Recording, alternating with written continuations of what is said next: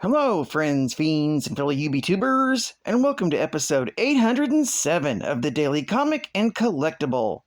Today, the collectible of the day is the Mezco Toyz 112 Collective, Universal Studios Monsters, Frankenstein's Monster with Dungeon Doorway Diorama 2-piece action figure set. Perhaps the most iconic movie monster of all time, Frankenstein first terrified audiences in 1931. Portrayed by legendary actor Boris Karloff as a terrifying yet misunderstood and tormented creature, Universal's Frankenstein monster has gripped moviegoers' imaginations ever since. Cobbled together from corpses, stolen from graves, and then scaffolded, reanimated by lightning, Frankenstein terrorized a small village while seeking vengeance on his creator.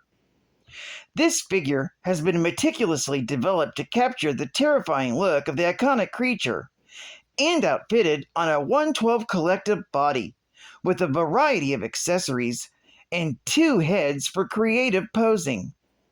The figure's detailing is incredible, and includes numerous points of articulation, functioning shackles with metal chain, display base with posing post, and the final result captures the unforgettable look and spirit of the character as he appeared in the legendary film.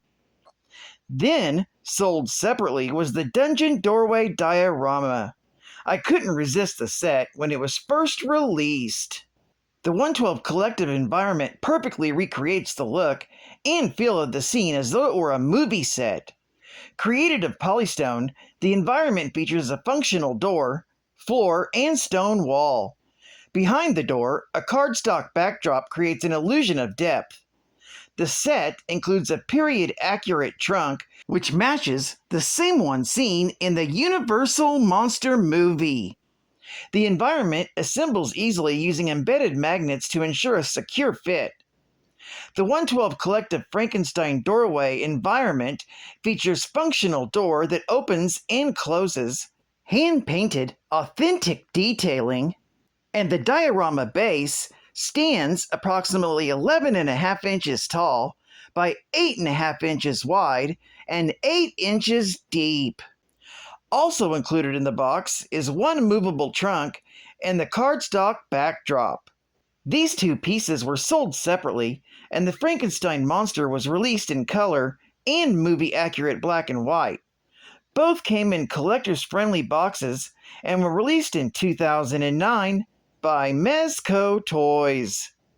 Now, the comic of the day is Marvel Team Up, Volume 1, issue number 36, one of my beautiful birthday books I picked up in a graded 8.0, with the cover date of August 1975, with story by Jerry Conway, art by Sal Buscema, and cover by Ed Hannigan and Mike Esposito.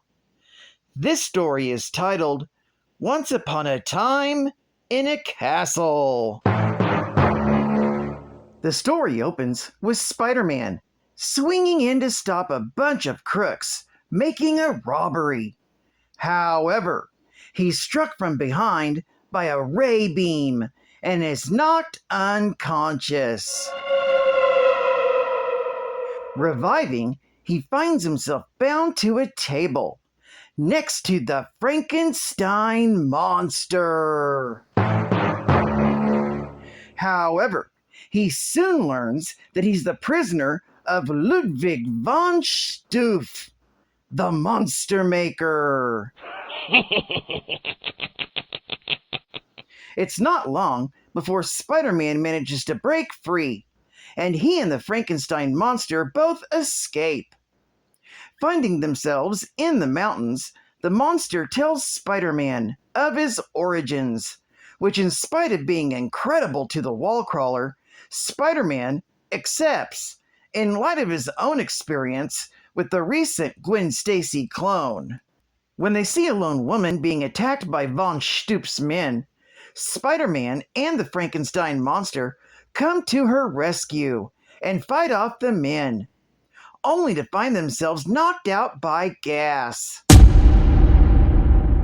Coming around, they learn that the woman, Judith Clemmer, is an agent of S.H.I.E.L.D., who is on assignment to stop the Monster Maker, and he intends to try and take over the world with an army of monsters.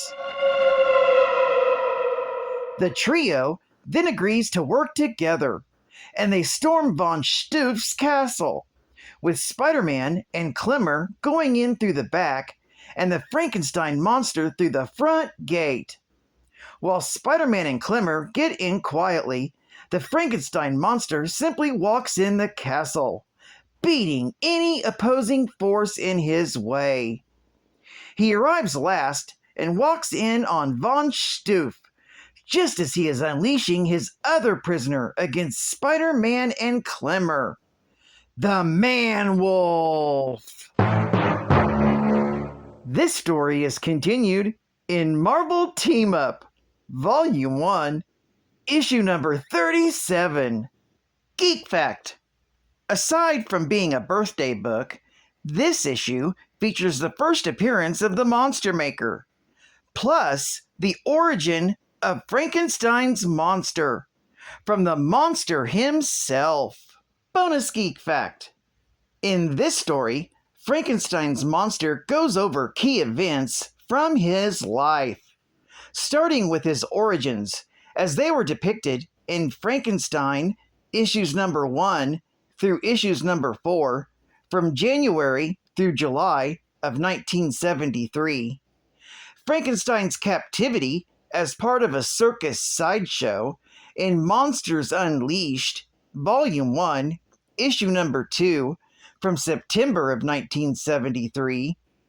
Even his battle with Dracula, which ran from Frankenstein, issue number 7, from November of 1973 through issue number 11, from July of 1974, all the way to his ordeals with Icon, having his ability to speak restored, and his friendship with Ralph Ciccone, from Frankenstein, issue number 13, from November of 1974 through issue number 18, from September of 1975.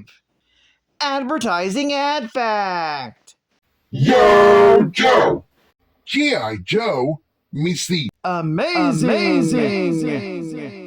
Atomic Man.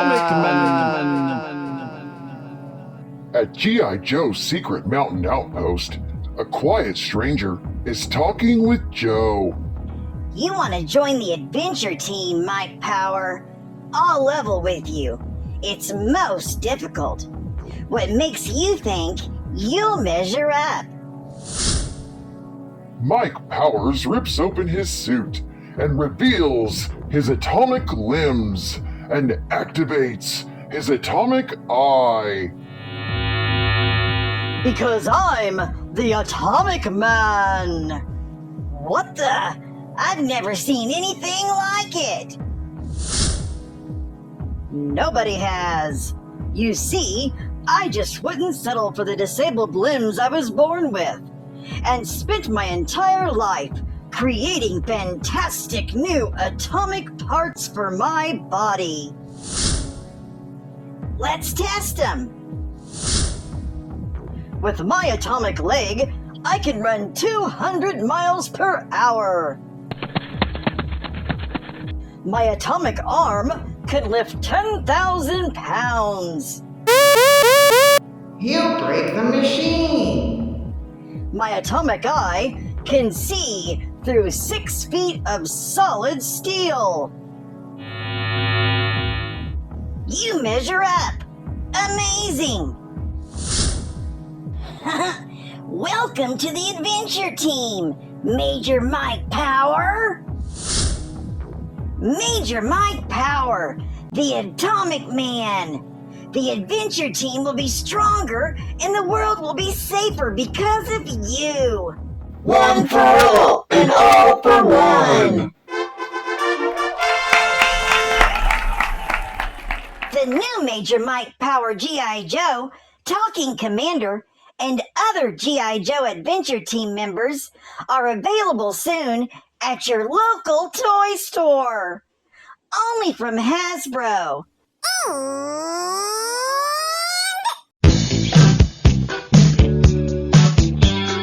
saying all the heroes that I know you like, making comic conversation.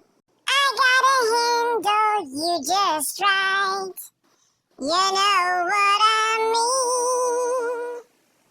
I took you to a marvelous restaurant, then to a superhero movie.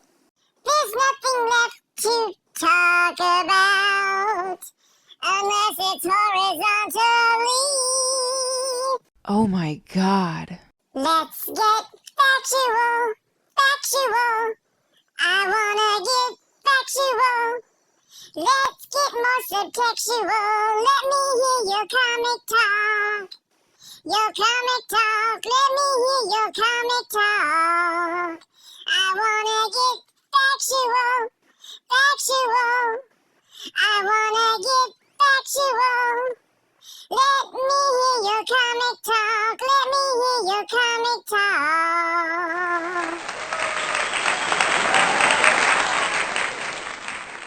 In 1788, Victor Frankenstein left his family estate in Geneva, Switzerland, to study natural science at the University of Ingolstadt.